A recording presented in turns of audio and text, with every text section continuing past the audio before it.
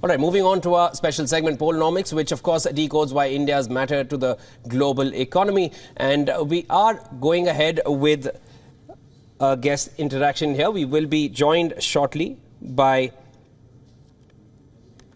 All right, here we are. For more insights, we are being joined by Professor Vikas Singh from Hyderabad. And we are going to be interacting regarding what the global investors are wanting from India. So, Mr. Vikas Singh, I want to start off with the question. Welcome to WION World is One. Are global investors holding back their fund flows ahead of the general election in India? What do you feel about that?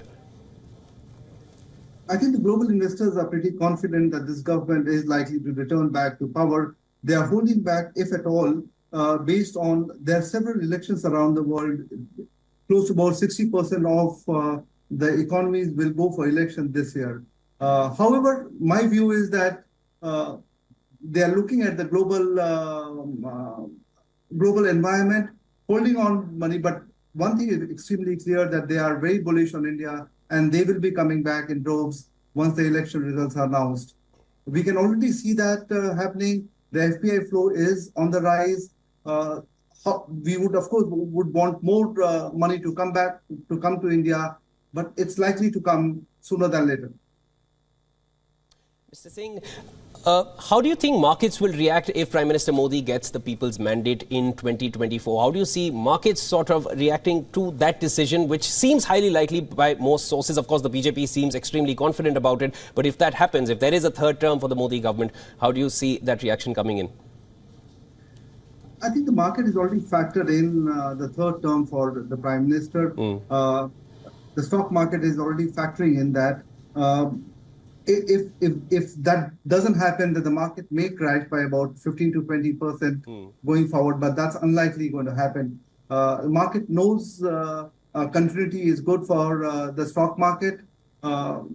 They've also experienced over the last 10 years several things that the Prime Minister and this government has done, particularly in the area of infrastructure development, particularly in the area of digitization, and also in the ease of doing business. So the government has done well in assuring the stock market that the government is pro-market, pro-business, and is looking at several other growth drivers to make sure that the economy is on the right path.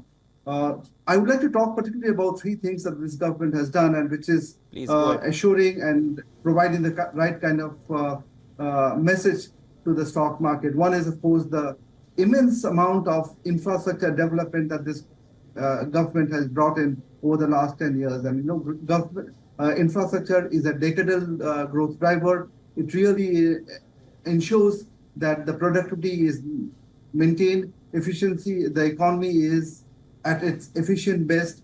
So that has really driven the growth of the economy. Second thing it has done is invested in soft infrastructure like digitization, the JAM Trinity. These initiatives has ensured that 30%, 40% of the people in India who are outside the purview of economic growth and economic development have all of a sudden been brought into the development. Now, many people may not appreciate what JAM, the Jan Dhan, Aadhaar and mobile has really brought in. It has brought in about 30 crore Indians into the fold, where they not only have access to bank account, but they can save, they can invest, and more than that, they are now in the formal sector. So, which means that they are going to consume. The market can see them consuming. The market can target their product. Above all, what this has also done is that the inefficiency in the subsidy system that India was plagued with is more or less gone. The government can target subsidy schemes better. The government can provide benefits to the people better. All this together is a huge multiplier. So that's the second thing that the government has done.